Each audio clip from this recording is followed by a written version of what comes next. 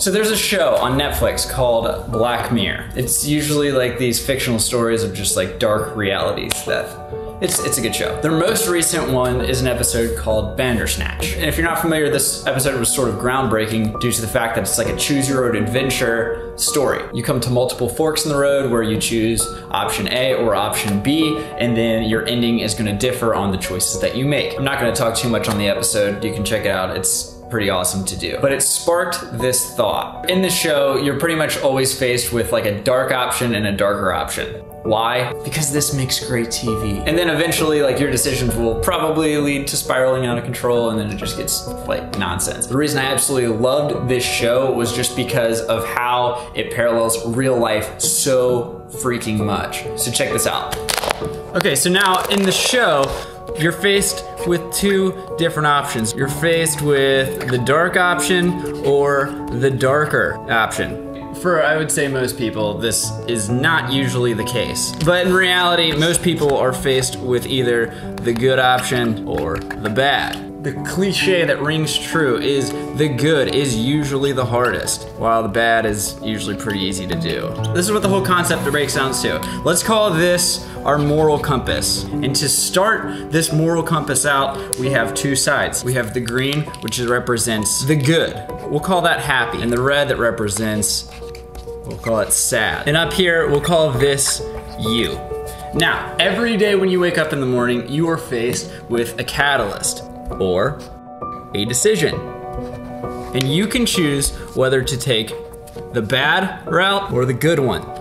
Every single decision you make branches off into a new realm of more decisions. As time goes on, it's really easy for things to start to get away from you and lean towards one direction. If you're constantly making the wrong decisions, you lean more towards the sad side, leaving yourself spiraling out of control, depressed. The further you get to this line right here, it makes it harder to get over to this side. Look at that divergence. With every easy wrong decision you make, it's gonna take at least 2 good decisions to get back over to the happy side. But that's not to say that it can't be done. What you do is from these bad decisions, you learn from them, so then when you're faced with more decisions down the road, you're like, oh yeah, look, this would be the easy way. But you know what? I'm not doing that anymore because I'm sick of this red line. I'm gonna start climbing my way over here. And look, you just work your way back over. You will ultimately be the one who decides where this bad decision line stops. But the problem is, most people hate this representation of it because it's too simple. And yeah, this is like a face value example. There's obviously a lot of bad stuff that's gonna happen. But at the end of the day, the more that you can get closer to this happiness line, which is like being just grateful for what you have. Happiness is focusing on what you have, and this is focusing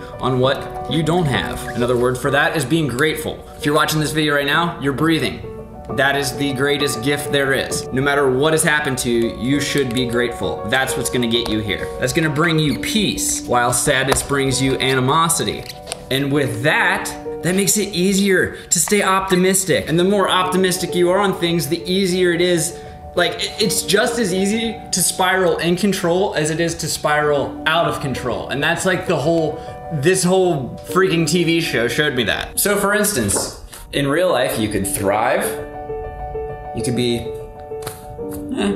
maybe depressed, or hell, even dead. There's a point in the show where the dude just like bashes his dad's head in.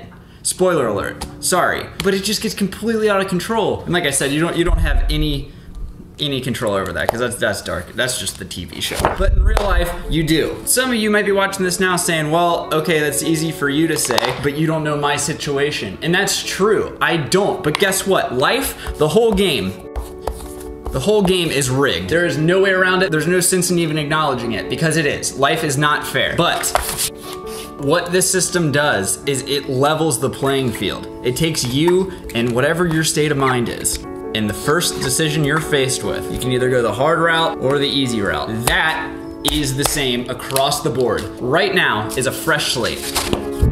Whatever has happened to you at this point in time This is you. You can't change the past. The only thing you can change is the future. You have to focus on unrigging the game. Let's say something bad happens. You have no control over the bad things that happen. What you do have control over is how you handle it moving forward. What is easy to do is to write things off and create excuses. But what a lot of people don't understand, honestly, most people don't understand, this is why everybody's so freaking sad all the time. Use that shitty thing as motivation. Be optimistic, and then roll that over. And as it rolls over, you'll start to like come to peace with whatever the bad past thing happened, whatever that was. And that's okay to feel sad. Sadness does not exist on this spectrum. Like right now, you have a fresh slate. Act different moving forward. Slap yourself in the face. Use something that's gonna get you to remember everything that you do is going to cause a reaction and have a ripple effect. See how that just affects your life. Try it for like a week, just see.